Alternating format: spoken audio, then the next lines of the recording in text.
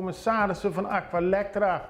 Seintje heeft gisteravond in de Extra gereageerd op het ontslag van de Raad van Commissarissen en noemt het onder meer laf dat de Raad van Commissarissen deze beslissing heeft genomen. Het gaat erom dat 3 van de 4 commissarissen per 1 januari van dit jaar hun ontslag hebben genomen. Ze zeggen geconfronteerd te worden met gigantische uitdagingen en een gebrek aan steun van de aandeelhouder, en dat is de ministerraad. De commissarissen leggen de schuld bij de voormalige CEO Derk Jones.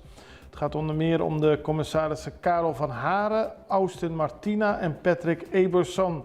Zij geven aan dat hun werk de laatste tijd pijnlijk duidelijk onmogelijk werd gemaakt.